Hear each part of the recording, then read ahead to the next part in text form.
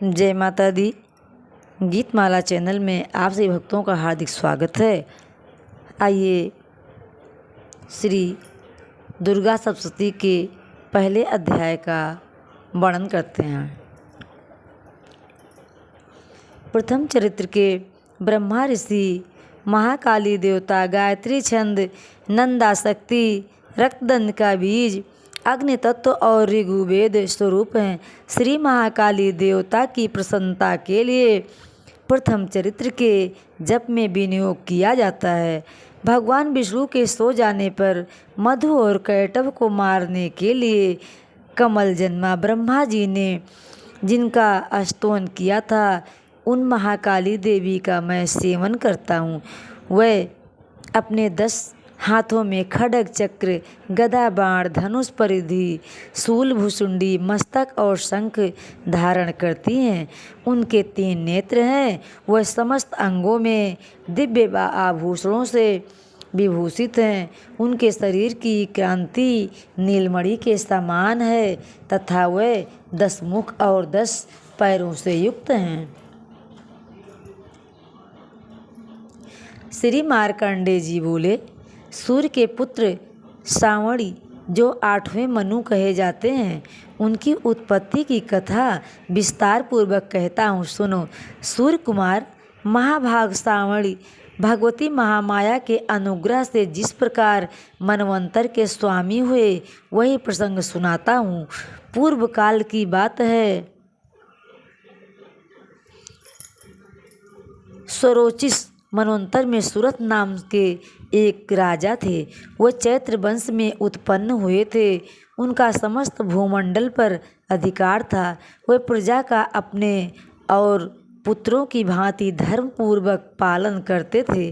तो भी उस समय कोलाधिवंशी नाम के क्षत्रिय उनके शत्रु हो गए। राजा सूरत की दंड नीति बड़ी प्रबल थी।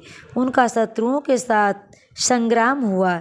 यद्यपि कोलाधिवंशी संख्या में कम तो थे, तो भी राजा सूरत युद्ध में उनसे परास्त हो गए। तब वे युद्ध भूमि से अपने नगर को लौट आए और केवल अपने देश के राजा होकर रहने लगे। समूची पृथ्वी से अब उनका अधिकार जाता रहा, किंतु वहाँ भी उन प्रबल शत्रुओं ने उस समय महाभाग राजा सूरत पर आक्रमण कर दिया। राजा का बल क्षीण हो चला था, इसीलिए उनके दुष्ट, बलवान एवं दुरात्मा मंत्रियों ने वहाँ उनकी राजधानी में भी राजकीय सेना और खजाने को हथिया लिया। सूरत का प्रभुत्व नष्ट हो चुका था, इसलिए वे शिकार खेलने के बहाने घोड़े पर सवार हो वहाँ से अकेले ही एक घने जंगल में चले गए। वहाँ उन्होंने विप्रवर मेधा मुनि का आश्रम देखा। वहाँ कितने भी हिंसक जीव अपनी स्वाभाविक हिंसा वृत्ति छोड़कर परम शांत भाव से रहते थे। मुनि के बहुत से शिष्य उस वन की शोभा बढ़ा रहे थे। वहाँ जाने पर मुनि ने उनका सत्कार किया और वह उन मुनि श्रेष्ठ के आश्रम पर इधर उधर विचरते हुए कुछ काल तक रहे। फिर ममता से आकृष्ट होकर वहाँ इस प्रकार चिंता करने लगे, पूर्व काल में मेरे पूर्वजों ने जिसका पालन किया था, वही नगर आज मुझसे रहित है। पता नहीं मेरे दुराचारी भृत्यगण उनकी धर्म पूर्वक रक्षा करते हैं या नहीं। जो सदा मद की वर्षा करने वाला और शूरवीर था, वह मेरा प्रधान हाथी अब शत्रुओं के अधीन होकर ना जाने किन भोगों को भोगता होगा। जो लोग मेरी कृपा, धन और भोजन पाने से सदा मेरे पीछे पीछे चलते थे, वे निश्चय ही अब दूसरे राजाओं का अनुसरण करते होंगे। उन अपव्ययी लोगों के द्वारा सदा खर्च होते रहने के कारण अत्यंत कष्ट से जमा किया हुआ मेरा वह खजाना खाली हो जाएगा। ये तथा और भी कई बातें राजा सुरथ निरंतर सोचते रहते थे। एक दिन उन्होंने वहाँ विप्रवर मेधा के आश्रम के निकट एक वैश्य को देखा और उनसे पूछा, भाई तुम कौन हो? यहाँ तुम्हारे आने का क्या कारण है? तुम क्यों शोकग्रस्त और अनमने से दिखाई देते हो? राजा सुरथ का यह प्रेम पूर्वक कहा हुआ वचन सुनकर वैश्य ने विनीत भाव से उन्हें प्रणाम करके कहा, राजन, मैं धनियों के कुल में उत्पन्न एक वैश्य हूँ। मेरा नाम समाधि है। मेरे दुष्ट स्त्री पुत्रों ने धन के लोभ से मुझे घर से बाहर निकाल दिया है।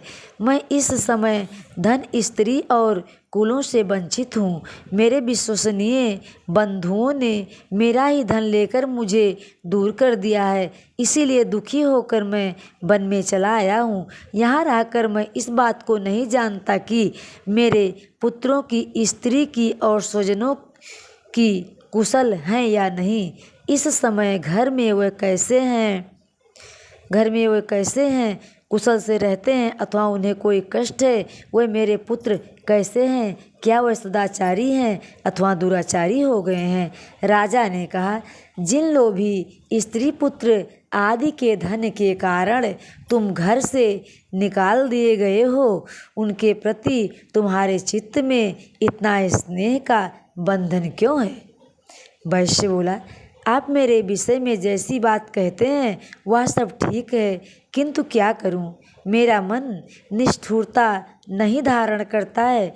जिन्होंने धन के लोभ में पड़कर पिता के प्रति स्नेह, पति के प्रति प्रेम और आत्मीय जन के प्रति अनुराग को तिलांजलि दे मुझे घर से निकाल दिया है, उन्हीं के प्रति मेरे हृदय में इतना स्नेह है। महामते, गुणीन बंधुओं के प्रति भी जो मेरा चित्त इस प्रकार प्रेममग्न हो रहा है, या क्या है? इस बात को मैं जानकर भी नहीं जान पाता। उनके लिए मैं लंबी सांसें ले रहा हूँ और मेरा हृदय अत्यंत दुखित हो रहा है। उन लोगों में प्रेम का सर्वथा अभाव है, तो भी उनके प्रति जो मेरा मन निष्ठुर नहीं हो पाता, इसके लिए मैं क्या करूं? मार्कंडेय जी कहते हैं, ब्राह्मण, तदंतर राजाओं में श्रेष्ठ सुरथ और एक समाधि नामक वैश्य दोनों साथ साथ मेधा मुनि की सेवा में उपस्थित हुए और उनके साथ यथा योग्य न्यायानुकूल विनयपूर्ण बर्ताव करके बैठे।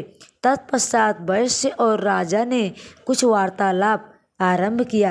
राजा ने कहा, भगवान, मैं आपसे एक बात पूछना चाहता हूँ, उसे बताइए। मेरा चित्त अपने अधीन ना होने के कारण यह बात मेरे मन को बहुत दुख देती है। जो राज्य मेरे हाथ से चला गया है, उसे और उसके संपूर्ण अंगों में मेरी ममता बनी हुई है। मुनि श्रेष्ठ, यह जानते हुए भी कि यह अब मेरा नहीं है, अज्ञानी की भांति मुझे उसके लिए दुख होता है, या क्या है?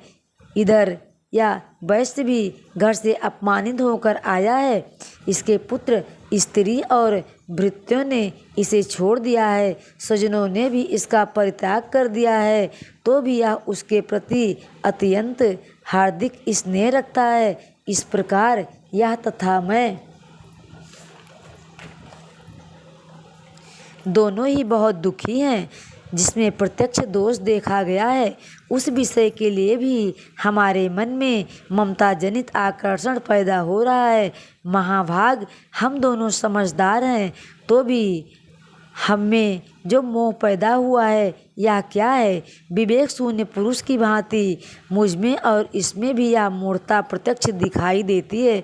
ऋषि बोले, महाभाग, विषय मार्ग का ज्ञान सब जीवों को है, इसी प्रकार विषय भी सबके लिए अलग अलग हैं।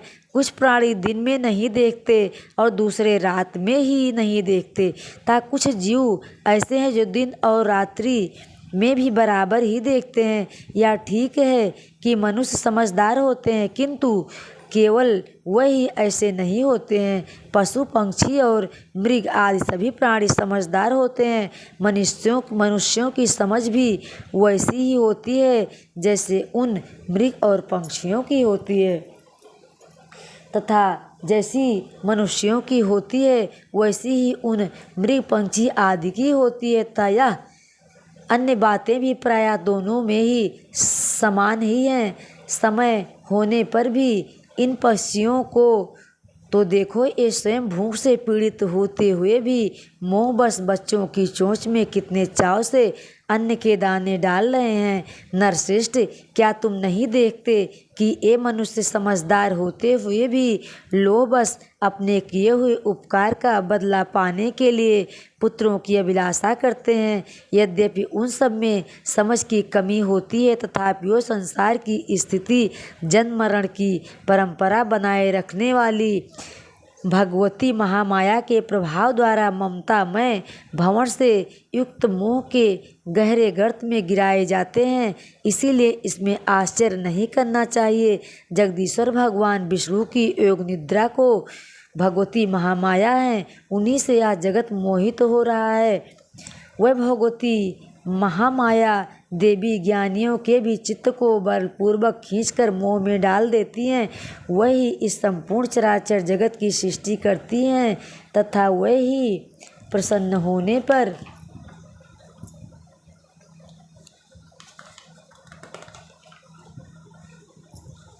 मनुष्यों के मुक्ति के लिए वरदान देती हैं।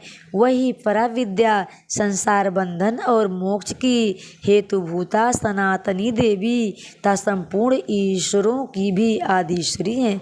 राजा ने पूछा, भगवान, जिन्हें आप महामाया कहते हैं वह देवी कौन है? ब्राह्मण, उनका आविर्भाव कैसे हुआ है तथा उनके चरित्र कौन कौन है?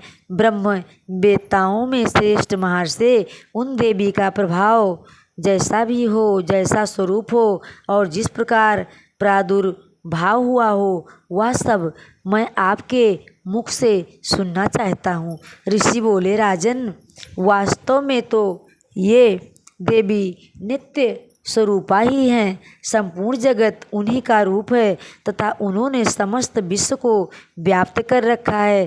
तथापि उनका प्राकट्य अनेक प्रकार से होता है, वह मुझसे सुनो। यद्यपि वे नित्य और अजन्मा हैं, तथापि जब देवताओं का कार्य सिद्ध करने के लिए प्रकट होती हैं, उस समय लोक में उत्पन्न हुई कहलाती हैं। कल्प के अंत में जब संपूर्ण जगत एकाणों में निमग्न हो रहा था और सबके प्रभु भगवान विष्णु शेषनाग की शैया बिछाकर योग निद्रा का आश्रय ले सो रहे थे, उस समय उनके कानों के मैल से दो भयंकर असुर उत्पन्न हुए, जो मधु और कैटभ के नाम से विख्यात थे। वह दोनों ब्रह्मा जी का वध करने को तैयार हो गए। भगवान विष्णु के नाभि कमल में विराजमान प्रजापति ब्रह्मा जी ने जब उन दोनों भयानक असुरों को अपने पास आया और भगवान को सोया हुआ देखा, तब एकाग्रचित्त होकर उन्होंने भगवान विष्णु को जगाने के लिए उनके नेत्रों में निवास करने वाली योग निद्रा का स्तवन आरंभ किया, जो इस विश्व की आधीश्वरी, जगत को धारण करने वाली, संहार का पालन करने वाली, संसार का पालन करने वाली और संहार करने वाली तथा तेज स्वरूप भगवान विष्णु की अनुपम शक्ति हैं। उन्हीं भगवती निद्रा देवी की भगवान ब्रह्मा स्तुति करने लगे।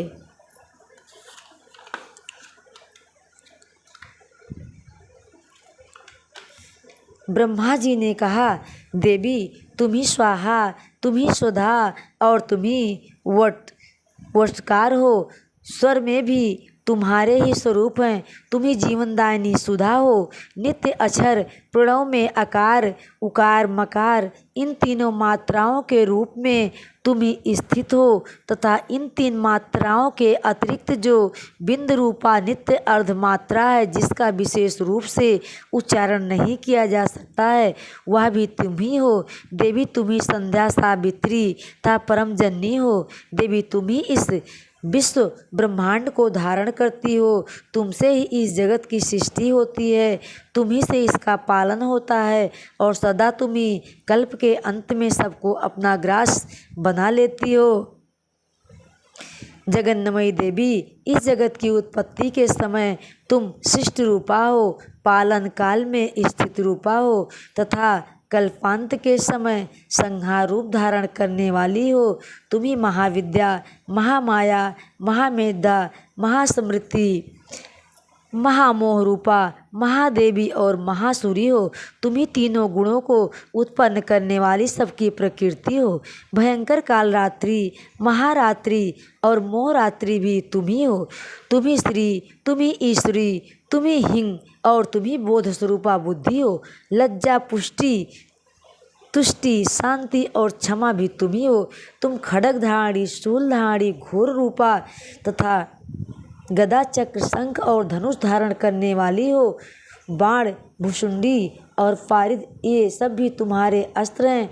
तुम सौम्य और सौम्यतर हो। इतना ही नहीं, जितने भी सौम्य एवं सुंदर पदार्थ हैं उन सबकी अपेक्षा तुम अत्यधिक सुंदरी हो। पर और अपर सबसे परे रहने वाली परमेश्वरी तुम्ही हो।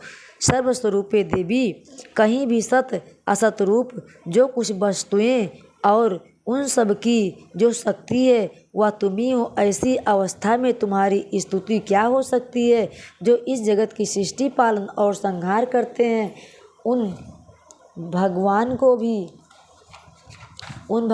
को भी जब तुमने निद्रा के अधीन कर दिया, जब तुम्हारी स्तुति करने में यहाँ कौन समर्थ हो सकता है। मुझको भगवान शंकर को तथा भगवान विष्णु को भी तुमने ही शरीर धारण कराया है, अतः तुम्हारी स्तुति करने की शक्ति किसमें है। देवी, तुम तो अपने इन उदार प्रभावों से ही प्रशंसित हो। ये जो दोनों दुर्धर्ष असुर मधु और कैटभ हैं, इनको मोह में डाल दो और जगदीश्वर भगवान विष्णु को शीघ्र ही जगा दो। साथ ही उनके भीतर इन दोनों महान असुरों को मार डालने की बुद्धि उत्पन्न कर दो। ऋषि कहते हैं, राजन, जब ब्रह्मा जी वहाँ मधु और कैटभ को मारने के उद्देश्य से भगवान विष्णु को जगाने के लिए तमोगुण की अधिष्ठात्री देवी योग निद्रा की इस प्रकार स्तुति की, तब वह भगवान के नेत्र, मुख, नासिका,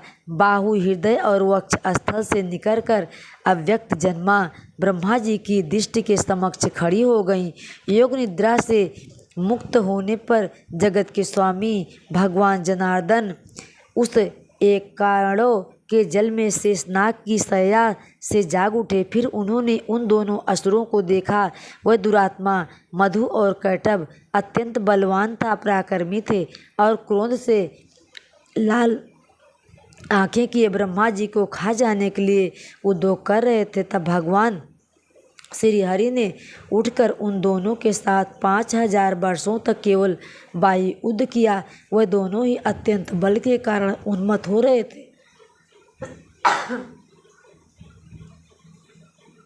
इधर महामाया ने भी उन्हें मोह में डाल रखा था, इसीलिए वे भगवान विष्णु से कहने लगे, हम तुम्हारी वीरता से संतुष्ट हैं, तुम हम लोगों से कोई वर मांगो। श्री भगवान बोले, यदि तुम दोनों मुझ पर प्रसन्न हो तो अब मेरे हाथ से मारे जाओ। बस इतना सा ही मैंने वर मांगा है, यहाँ दूसरे किसी वर से क्या लेना है। ऋषि कहते हैं, इस प्रकार धोखे में आ जाने पर जब उन्होंने संपूर्ण जगत में जल ही जल देखा, तब कमल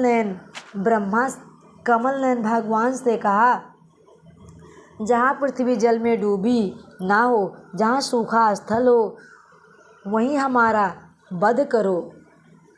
ऋषि कहते हैं, तब तथास्तु कहकर शंख, चक्र और गदा धारण करने वाली भगवान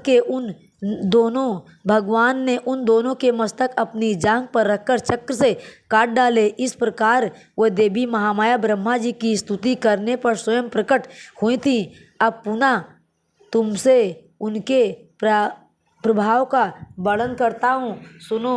सर्वशक्ति महामाया दिव्य ज्ञान स्वरूपिणी नवदुर्गे जगमातर प्रणामी मुर्मू। जय माता दी।